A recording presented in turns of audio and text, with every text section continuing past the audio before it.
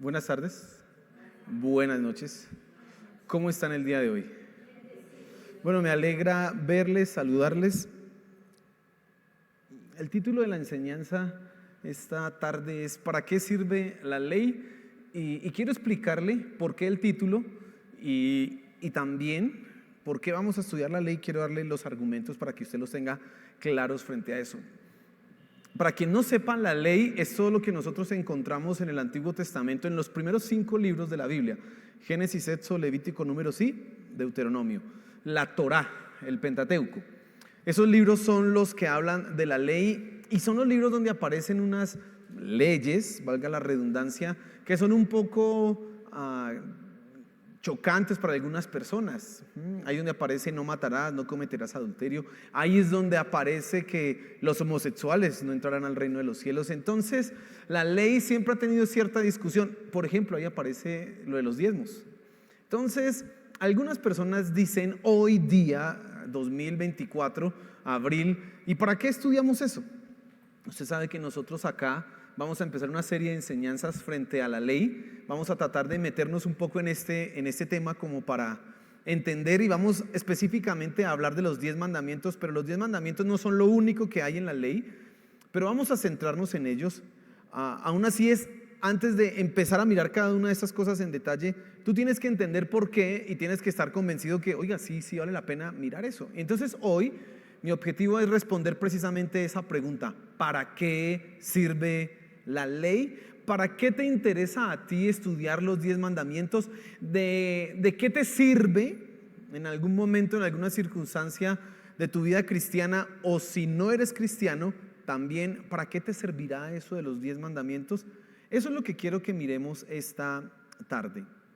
Ahora, como siempre, coloquemos este tiempo en las manos de Dios para que Él sea hablando a tu vida, hablando a nuestros corazones también. Señor, gracias por este tiempo. Gracias porque, como cantábamos siempre, aunque vengan las circunstancias más difíciles, tú estás con nosotros. Gracias, Señor. Ahora te pedimos que en este tiempo que vamos a proclamar tu palabra, ella, Señor, sea clara a nuestras mentes y corazones, y podamos entonces, Señor, entender para qué sirve la ley, para qué tú la has traído, para qué tú la has dado, y entonces nosotros podamos transformar nuestros corazones también. Gracias, Señor. Amén y amén. Y ubíquese por favor en Gálatas capítulo 3, y yo voy a estar mirando desde el versículo 15 hasta el versículo 29.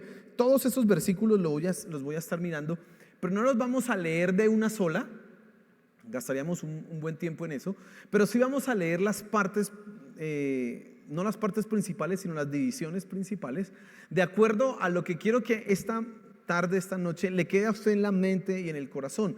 Recuerde, lo que me interesa es que usted le quede claro para qué sirve la ley.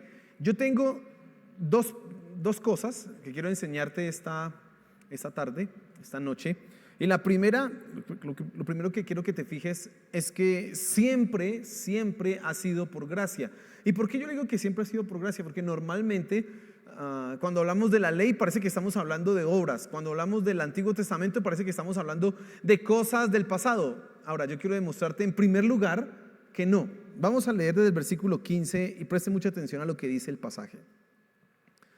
Dice: hermanos, hablo en términos humanos.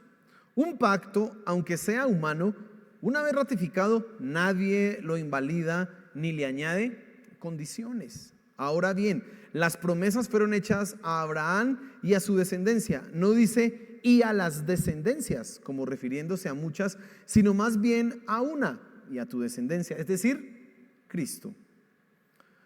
Lo que digo es esto: la ley que vino 430 años más tarde no invalida un pacto ratificado anteriormente por Dios, como para anular la promesa. Porque si la herencia depende de la ley, ya no depende de una promesa, pero Dios se la concedió a Abraham por medio de una promesa. Ahora, Pablo comienza hablando acerca de un pacto. Este domingo nosotros hablamos de los pactos y nosotros nos fijábamos principalmente en el pacto que aparece en Éxodo capítulo 19, pero Pablo se está refiriendo a un pacto que aparece en el libro de Génesis, un pacto mucho más antiguo, y Pablo está diciendo: y su argumento principal es: la ley de ninguna manera vino a invalidar el pacto que Dios había hecho con Abraham. Ahora, él hace aquí una aclaración al comienzo diciendo: de ninguna manera se le puede colocar a un pacto una condición nueva una vez que ya fue ratificado, o se puede anular. No, el pacto está hecho y queda hecho. Recuerda que yo te dije que lo primero que quiero que te fijes en este pasaje es que siempre ha sido por gracia. Normalmente muchas personas consideran y tienen la tendencia a pensar que lo que es el Antiguo Testamento, todo lo que es desde Génesis hasta Malaquías, con nosotros como que no tiene mucho que ver. Además que es un poco como difícil de entender y un poco como enredado, y que profetas por aquí, que profetas por allá, y que maldición. No, eso se pone como difícil. ¿Qué días hablábamos con alguien, una persona, y nos decía, cuando llegamos a Primera de Crónicas, eso se pone difícil los primeros 8 capítulos, porque el hijo de no sé qué, el hijo de si sé cuánto, el hijo de si sé quién, y dijo alguien: yo hasta me he saltado algunas veces esos capítulos, porque esa es la experiencia que nosotros tenemos con el Antiguo Testamento. Como que nos parece una cosa, es enredado. De pronto los salmos son bonitos porque son como adoración, y como que nos identificamos con las experiencias. Proverbios también, pero otros capítulos, otros libros de la Biblia, como que esto. Y entonces tenemos muchas veces la tendencia a pensar que el Antiguo Testamento y que la ley no tienen nada que ver con nosotros, que no tienen nada que ver con mi vida. Pero Pablo está diciendo algo contrario. Él está diciendo que la salvación por gracia, que es evidente en el Nuevo Testamento, porque Jesús vino a darnos la salvación por gracia, a ofrecernos la libertad de la ley. Ahorita vamos a darnos cuenta de eso. Pero él está argumentando esto de la gracia yéndose a Génesis, y está hablando de Génesis capítulo 12, 13, 14, 15, 16, 17, en donde Dios está estableciendo un pacto con Abraham. Y Pablo está diciendo en esos versículos que acabamos de leer que la ley, que vino 430 años después, no invalidó de ninguna manera la promesa hecha a Abraham, porque siempre todo fue por gracia. Y permítame extenderme un poco en este punto. La salvación siempre ha sido por gracia. Si en el Antiguo Testamento alguien se salvó, fue por gracia, no fue porque cumpliera la ley, no fue porque fuera perfecto. Nadie, absolutamente nadie, logró la salvación de esa manera. Siempre fue por gracia. Y entonces la pregunta viene al caso nuevamente: ¿y entonces para qué sirve la ley si siempre fue por gracia? ¿Por qué Dios se preocupó por darnos una ley? ¿Por qué se preocupó por dar esos 10 mandamientos si siempre fue por gracia? ¿Por qué no se quedó simplemente con la misma promesa que le hizo a Abraham y nos la repitió durante mucho, mucho tiempo a todos nosotros? ¿Para qué la ley? Bueno, hay 4 cosas que quiero que tú te fijes en cuanto a la función de la ley y que te des cuenta frente a eso. Y entonces la primera razón, o la primera utilidad de la ley, la encontramos en el versículo 19, y dice así: entonces, ¿para qué fue dada la ley?, pregunta Pablo. Fue añadida a causa de las transgresiones, hasta que viniera la descendencia a la cual había sido hecha la promesa. Ley que fue promulgada mediante ángeles por medio de un mediador. Y presten mucha atención. La promesa había sido hecha a Abraham mucho tiempo atrás, 430 años antes. Pero en Éxodo capítulo 19 viene la promulgación de la ley, los 10 mandamientos. Y Pablo se pregunta la misma pregunta que hoy es el título de la enseñanza, la hace Pablo en Gálatas capítulo 3. Y entonces, ¿para qué sirve la ley? Bueno, la primera cosa es que la ley sirve como una barrera en contra del desbordamiento de la maldad. Y quiero que entiendas un poco esto.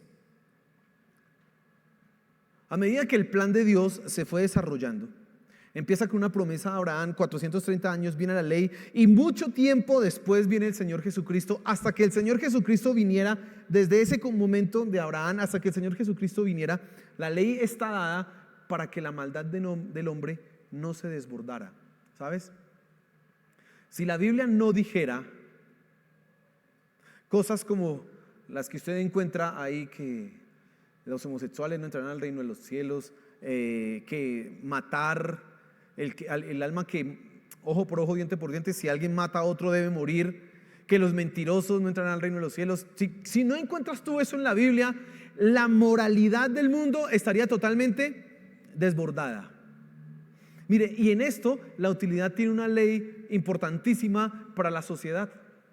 Aunque la gente quiera invalidar la Biblia, aunque la gente quiera eliminarla, el solo hecho que haya un libro que diga no harás esto, ya impide que muchas cosas se hagan en el mundo. ¿Y por qué lo impide?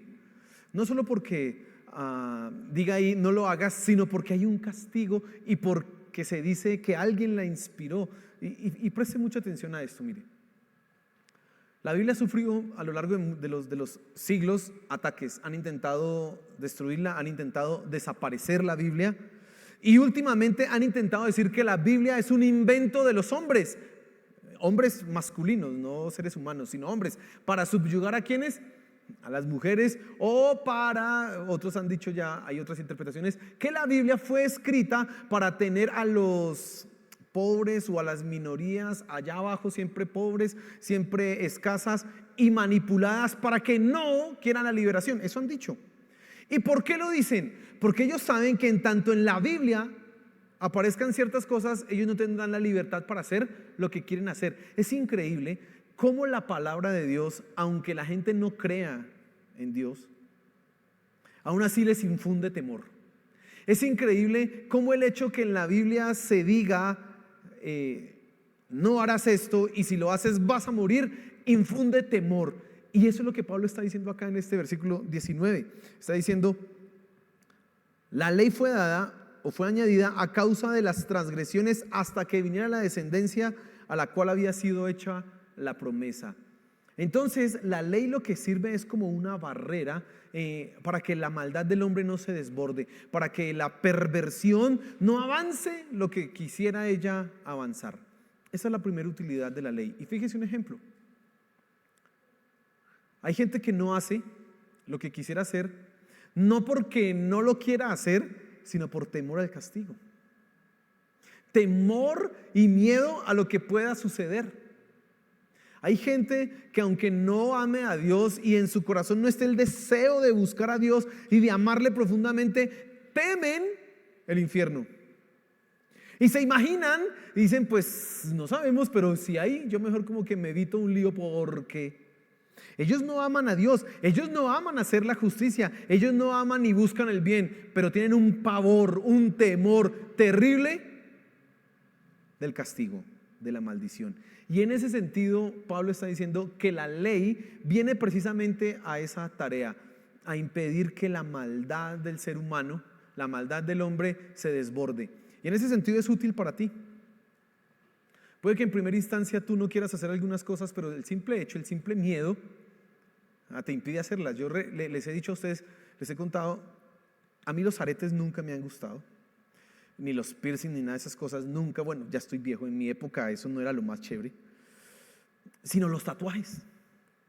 A mí sí me parecía un tatuaje, yo decía, un tatuaje aquí, eso se ve uno así masculino, yo pensaba. Pero yo nunca me hice un tatuaje por miedo a mi papá. Yo me imagino a mi papá me arranca ese pedazo de piel a juguete. No, yo nunca me lo hice. No porque realmente quisiera mantener mi piel pulcra, íntegra, sino por miedo ¿a quién? A mi papá. Bueno, así funciona la ley. Hay muchas cosas que realmente tú quisieras hacer, pero el simple hecho de saber que la Biblia dice que no, ya te pone como que uy. Ahora, esa no es la mejor manera. Por eso Pablo dice acá, la ley fue dada por causa de las transgresiones hasta que viniera la descendencia de los hijos de Dios. Los hijos de Dios son aquellos que han nacido de nuevo y que ya desean hacer el bien, no por temor al castigo, sino por amor a ¿quién? A Dios. Y hay una gran diferencia en esto. Si tú todavía estás en ese nivel de que no haces algo por temor al infierno, pues estás en la primaria, estás por allá en una cosa muy básica, porque eso es el nivel más elemental al cual la ley fue dada, para que incluso los que no son cristianos tengan temor frente a algunas cosas y se detengan. Tú debes avanzar a la siguiente parte, pero la ley vino a eso, precisamente a impedirte desbordarte, a impedir que tú hagas una cantidad de cosas. Ahora, en segundo lugar, la ley vino a exponer lo que realmente somos. Mira lo que dice el versículo 20. Ahora bien, un mediador no es de una parte solamente, ya que Dios es uno solo. Está hablando de Cristo, ¿no? Pero fíjese en el versículo 21 en adelante, que es lo que más me interesa. ¿Es entonces la ley contraria a las promesas de Dios? De ningún modo. Porque si se hubiera dado una ley capaz de impartir vida, entonces la justicia ciertamente hubiera dependido de la ley. Pero la Escritura lo encerró todo bajo pecado, para que la promesa, que es por la fe en Jesucristo, fuera dada a todos los que creen. Fíjese que Pablo está siguiendo una serie de preguntas retóricas que él mismo va respondiendo. Él está preguntando: ¿y para qué sirve la ley? Sirve para esto. Luego, entonces la ley es contraria a la promesa. ¿Y por qué él dice que la ley es contraria? Si la ley nos impide hacer el mal, es buena entonces, porque nos puede llevar al objetivo de Dios. Pero él dice: no, porque la ley no da vida. Ahora, dice acá, en el versículo 21, algo importante: porque si se hubiera dado una ley capaz de impartir vida, entonces la justicia, ciertamente hubiera dependido de la ley. Pero la Escritura le encerró todo bajo pecado. Te dije que la ley, en segundo lugar, sirve para exponer lo que realmente somos. Cuando tú te enfrentas con los mandamientos de la ley, miremos el primer mandamiento. El primer mandamiento dice: no tendrás dioses ajenos delante de mí.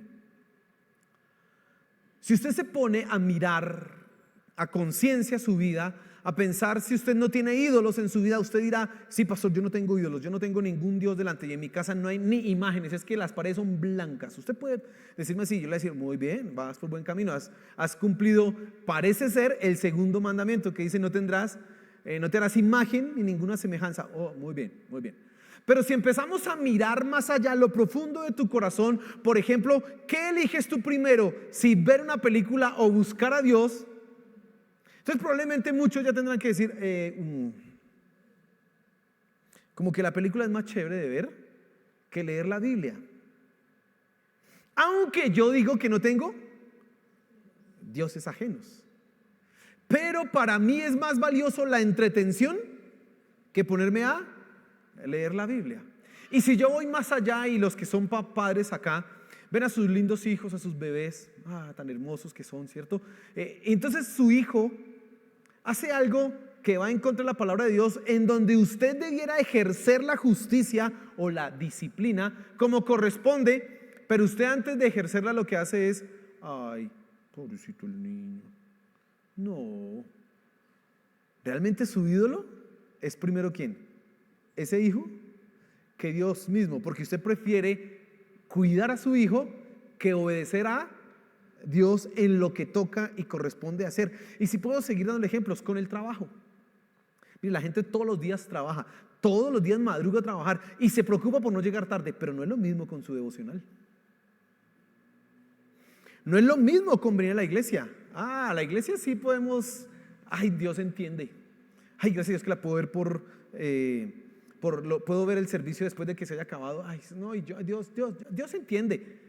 Pero al trabajo faltar, no, es más, yo conozco gente que cuando se enferma, allá se van a trabajar, eso no importa, allá están de cabeza trabajando, y me dice: pero está enfermo, pero están trabajando. Pero para buscar a Dios, ¿sí están enfermos? Y entonces el primer mandamiento, el primero, y no hemos mirado los que siguen, el primero se vuelve tan complicado que lo único que demuestra la ley es que tú eres incapaz de cumplirla. La ley te muestra lo que tú realmente eres, una persona incapaz de hacer lo que dice la palabra de Dios. Y si me muestra mi incapacidad, al mismo tiempo me muestra mi culpabilidad. Porque si tú no puedes cumplir el primer mandamiento, eres idólatra, y los idólatras, dice la Biblia, no heredarán el reino de Dios. ¿Comprendes a dónde va este asunto? La ley hace esa tarea. Entonces, en primera instancia, nos impide hacer el mal, pero en segunda instancia me demuestra a mí quién soy realmente, muestra que yo soy incapaz, no puedo cumplir la palabra de Dios, no puedo hacerlo. Es más, hoy puede que no tenga un Dios ajeno, pero mañana ¡pum!, otra vez la embarré, pasado mañana estoy otra vez bien, y al siguiente día otra vez la embarré, y así es nuestra vida, una historia de fracasos y fracasos y fracasos y fracasos, y solo miramos el primero. Si nos ponemos a mirar los 10, quedamos aburridos. No más, por favor. Y todo eso lo único que demuestra es que somos culpables. Culpables. Entonces la ley es como un espejo. Un espejo de tamaño de cuerpo entero. O sea, yo no sabía, pero hay marcas de espejos o hay calidades de espejos. Creo que la más fina creo que es Peldar, no sé, bueno. Y ese es ese espejo donde usted se ve y no ve ninguna. Es que hay unos espejos que usted se mira así en cuerpo entero y ve una cosita ahí como rara. Esos son de mala calidad. Pero un buen espejo sí lo deja usted ver íntegro. La palabra de Dios es más, la ley, más penetrante, bien dice el libro de Hebreos, que toda espada de dos filos, que penetra hasta lo profundo y nos permite conocer realmente quiénes somos. Exactamente dice lo mismo Santiago. Dice: el que mira en la ley, en la perfecta ley, se da cuenta quién es. Es un espejo. Y entonces cada vez que tú vas a la ley, y por eso vamos a meternos con los 10 mandamientos, porque tú necesitas conocer qué es la maldad profunda que hay en tu corazón. Tú necesitas saber realmente quién eres. Hay gente que cree que es capaz, que no necesita de Dios. Hay gente que fácilmente se para y dice: ¿usted necesita de Dios? No, las iglesias son para como drogadictos, como para los borrachitos. Ay, ellos sí, la gente que necesita eso. Y ellos se creen que no, ellos están súper bien. Simplemente no han estudiado la ley. Si lo hubieran estudiado ya sabrían que ellos mismos son incapaces, que ellos mismos son culpables. Entonces, tú necesitas la ley para que cada día vuelvas a recordar que no puedes sin Dios. Tú necesitas la ley para recordar que cada día tú eres una persona culpable, que si está alejada de Dios va a ir indefectiblemente ¿a dónde? Al infierno. Eso te sirve la ley. Ahora, en tercer lugar, la ley te lleva a Cristo. Mire lo que dice el versículo 23. Y antes de venir la fe, estábamos encerrados bajo la ley, confinados para la fe que había de ser revelada. Esto tiene mucha relación con lo que veníamos hablando antes. Pero el versículo 24 continúa diciendo, dice: de manera que la ley ha venido a ser nuestro ayo. Esa palabra ayo es un poco extraña. Ha venido a ser nuestro tutor. Es mejor, mucho más moderna esa palabra. Entonces, de manera que la ley ha venido a ser nuestro tutor para conducirnos a Cristo, a fin de que seamos justificados por la fe. Pero ahora que ha venido la fe, ya no estamos bajo tutor, bajo ayo, pues todos sois hijos de Dios mediante la fe en Cristo Jesús. ¿Quiénes eran los ayos? ¿Qué es lo que está diciendo Pablo? Antiguamente la educación de los hijos se daba en casa y se daba a los padres, las familias prestantes contrataban a los ayos, a los tutores, y ellos se encargaban de enseñarle todas las materias importantes a los hijos en casa. Les enseñaban pues aritmética, todas esas vainas de geometría, todo lo que es matemáticas. Después iban por allá con el lenguaje, etcétera, retórica. Habían una serie de enseñanzas que le hacían ellos, y ellos se encargaban de enseñarles gimnasia, cómo comportarse, y el padre entregaba a ese hijo para que fuera instruido y al final de un tiempo se lo devolviera. Ahora, no se lo llevan para ningún lado, eso se daba en la casa, en el mismo lugar.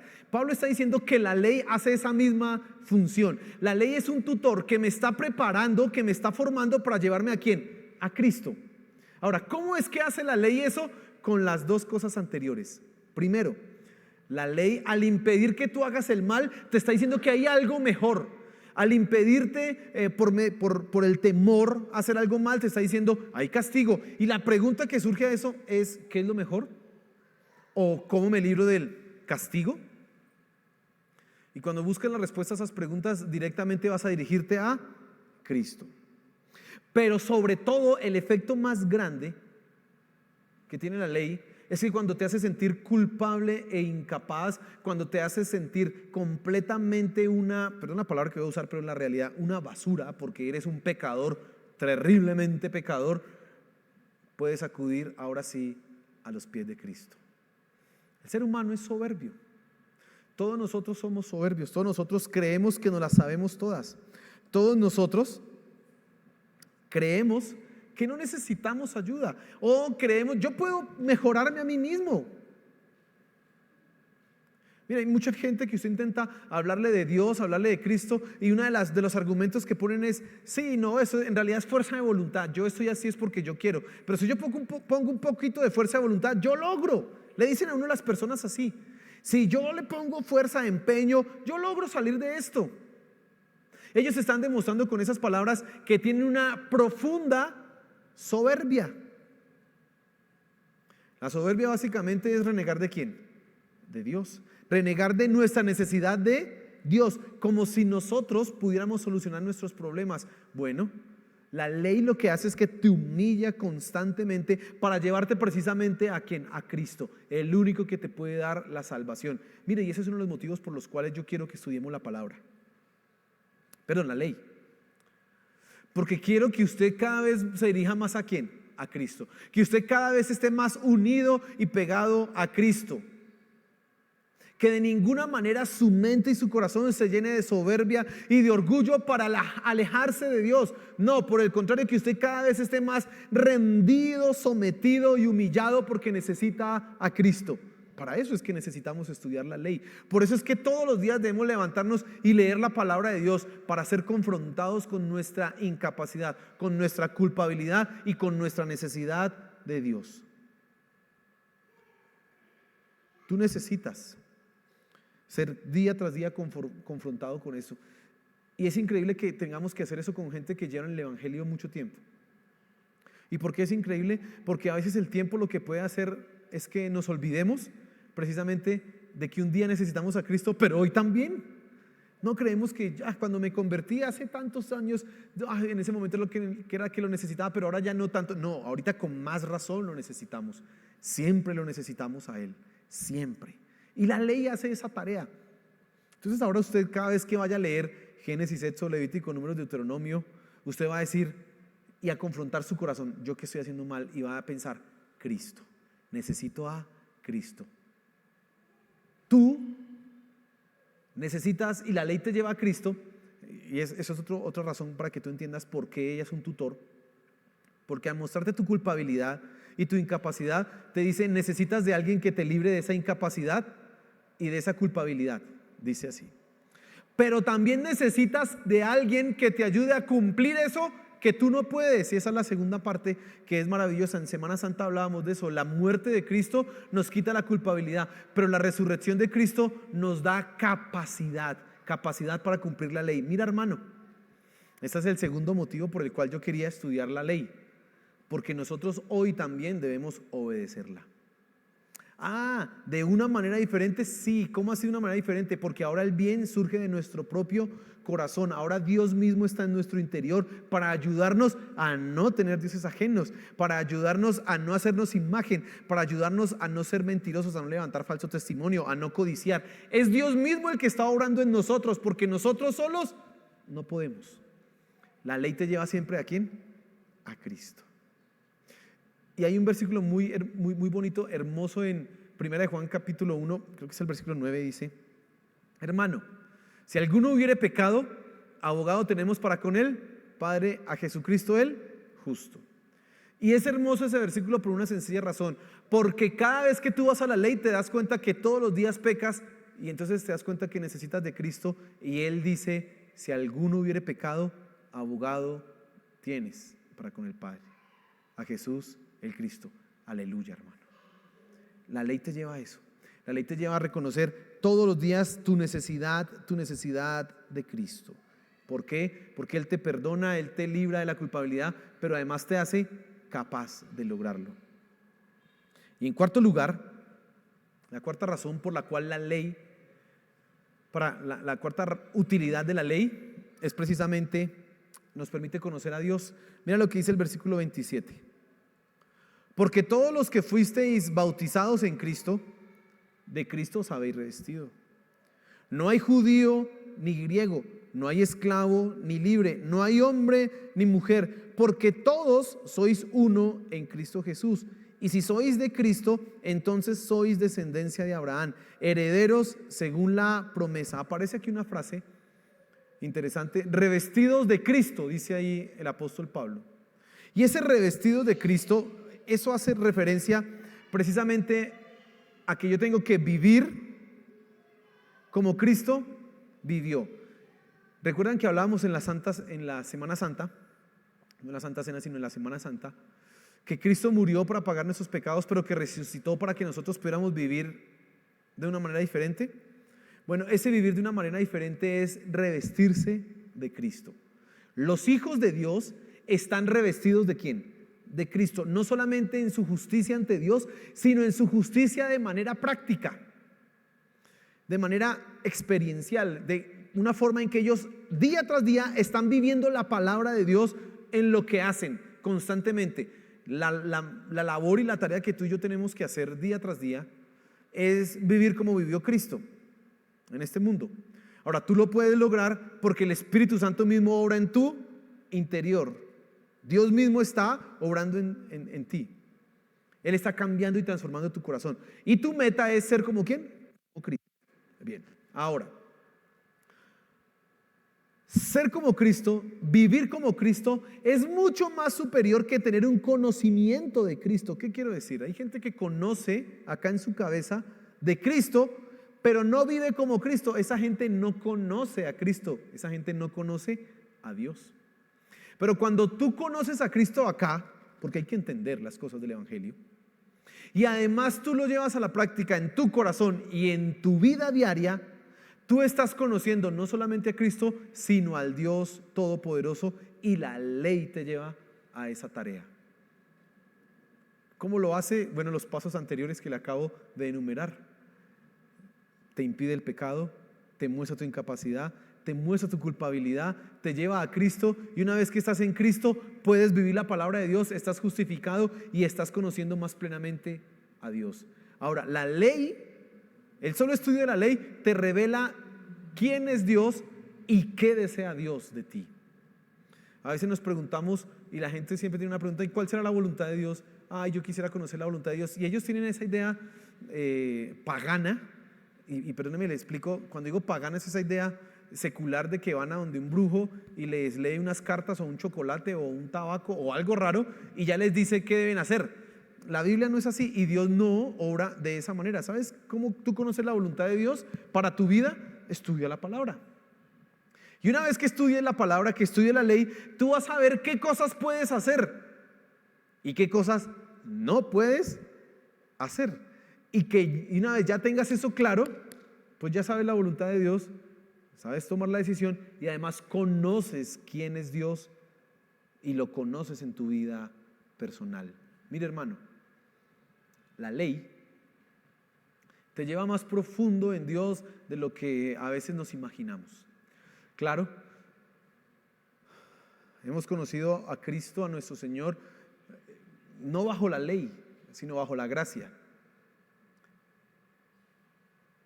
Pero eso no quiere decir, mi querido hermano, que no haya utilidad en la ley. Eso no quiere decir que usted no deba sumergirse en el estudio de la ley. No, por el contrario, si usted necesita y quiere conocer a Dios, tiene que ir ¿a dónde? A la ley. Yo siempre he pensado, y me ha interesado mucho, y en mi Biblia lo subrayo, cada vez que encuentro una similitud en lo que dice un apóstol con lo que dice el Antiguo Testamento. Este domingo les mostraba una de esas referencias. El apóstol Pedro está cuando dice en 1 de Pedro capítulo 2 versículo 9: mas vosotros sois real sacerdocio, nación santa, linaje escogido, pueblo adquirido por Dios. Pedro está hablando de ¿qué? ¿De dónde se inventó Pablo eso? No se le ocurrió un día, se acostó a dormir y le cayó. No, Dios es coherente con su revelación. Y Pedro está leyendo Éxodo capítulo 19 y está leyendo el pacto que Dios hizo con Moisés en el capítulo 19 versículo 6, en donde Dios le dice: si ustedes me han oído a mi voz, yo haré de ustedes mi especial tesoro, un reino de sacerdotes y una nación santa. Y Pedro está recogiendo eso. ¿De dónde sacó Pedro esas palabras? De la ley. Y si usted va a Apocalipsis capítulo 1, se da cuenta que Juan hace exactamente lo mismo, porque dice: y él hizo de nosotros un reino de sacerdotes, un pueblo escogido, adquirido para nuestro Dios. ¿De dónde sacan ellos eso? De estudiar la ley. ¿De dónde el Señor Jesús sacó sus palabras? Claro, usted podrá decir: no, pues es que era Dios y entonces él las decía y era lo que él decía era ya la palabra de Dios. Claro que sí, pero él también citó mucho de la Escritura, mucho de los salmos, mucho de la misma ley. Cuando Satanás lo tentó, él estaba leyendo fragmentos de Deuteronomio y del Salmo 91. El Señor Jesús se sabía la ley, acá la tenía en su mente, porque esa es la palabra de Dios. Eso es lo que me permite realmente conocer quién es Dios. Igual pasa con Pablo. Entonces, mi hermano, dos precisiones y para finalizar esta noche. Es que tú necesitas la ley para darte cuenta todos los días que necesitas a Cristo. Y eso es muy valioso. Debes preocuparte y asustarte cuando no creas que necesitas de Cristo. Cuando no creas que necesitas de Dios, debes preocuparte porque estás en la misma posición que los inconversos, pero metido en la iglesia. Ellos creen que no necesitan de Dios. Tú necesitas ir a la ley para siempre recordar que necesito a Cristo, porque soy incapaz, porque fallo. Necesitas leer esos versículos en donde se dice no levantarás falso testimonio, porque te das cuenta, yo le hablé mal de alguien. Ay, Señor, perdóname. ¿Y cómo hago yo para controlar esto? Y vas a Cristo nuevamente. Necesitas leer ese pasaje en donde se dice no cometerás adulterio, no matarás. Cualquiera que mire a una mujer para codiciarla ya cometió adulterio con ella en su corazón. Señor, mira. Cualquiera que le diga a su hermano necio, tonto, ya lo asesinó. Señor, ¿cómo hago con esto? Ayúdame. Y Pablo lo pone muy claro en Romanos capítulo 8, versículo 1. Ahora pues ninguna condenación hay para los que están en Cristo Jesús. Esto es, los que no viven conforme a la carne, sino conforme al Espíritu, dice Pablo. Porque Pablo entiende que la ley de sus miembros lo lleva exclusivamente ¿a dónde? A Cristo. Cuando él se sabe incapaz, va y acude a Cristo. Por eso tú necesitas estudiar la ley, para que cada vez tu mente y tu corazón sea reforzado en que necesitas a Cristo, pero también para que conozcas la voluntad de Dios, para que sepas qué no debes hacer, para que tengas sabiduría, hermano, que seas una persona que vive correctamente en este mundo, que seas inteligente.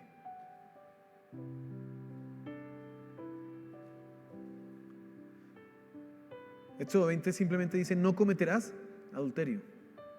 Pero Proverbios capítulo 5 dice el que comete adulterio tiene falta de entendimiento.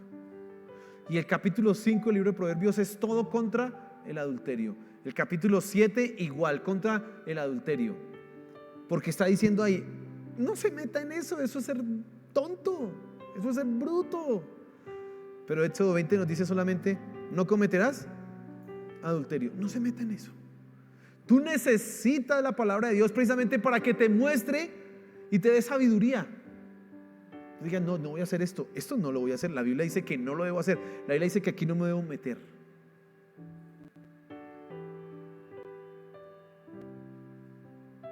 Y la segunda precisión es que tú necesitas la ley de Dios para conocer más a Dios, para profundizar más en Él. Uno te lleva ¿a quién? A Cristo. Y casi que son la misma cosa. Pues ir a Cristo es conocer a Dios, ¿no? Pero la primera te humilla y te vuelve un adorador. La segunda te humilla, pero te vuelve una persona con hambre y sed de conocer a Dios. Te vuelves una persona del Salmo 1. En su ley medita de día y de noche. Te vuelves una persona así porque en tu mente y en tu corazón está: yo quiero conocer a Dios. Yo quiero conocer lo que Él tiene para mí. Entonces, mi hermano, a partir de este domingo vamos a empezar con los mandamientos con cada uno. Y yo quiero que usted venga realmente con los ojos abiertos, con el corazón completamente dispuesto a entender. Uy, ¿qué me van a decir? ¿Qué es esto? ¿Cómo así que no tener dioses ajenos? ¿Y cómo yo aplico esto a mi vida? ¿Y cómo eso me lleva a Cristo? Básicamente le estoy diciendo lo que voy a hacer cada mensaje. Le voy a mostrar qué significa, cómo lo debes tú aplicar y cómo Cristo es el que te lleva a vivir eso en tu vida. Eso es básicamente lo que voy a hacer. Pero tú necesitas entrenarte en eso día tras día. Por eso los cristianos leemos la Biblia todos los santos días. Por eso. Porque la palabra de Dios nos debe confrontar momento a momento, día tras día. Amén. Necesitas la ley para conocer a Cristo. Póngase en pie, por favor.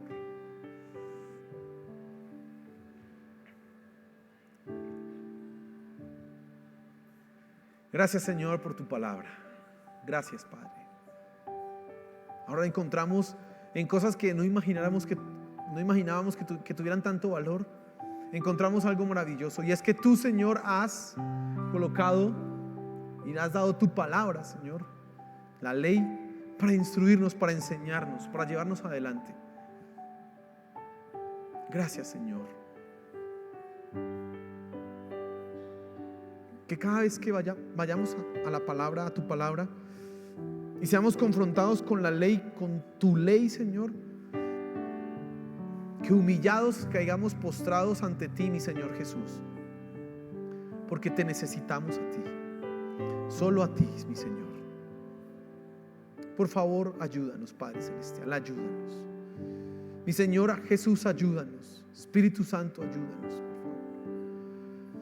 Que encontremos valor y verdad en tu palabra. Que no seamos ignorantes y necios menospreciando algunas cosas. No, que encontremos valor en lo que tú nos has dado. Y te suplico que tú nos bendigas ahora que vamos a meternos, Señor, en un estudio profundo de tu ley, que es tu palabra.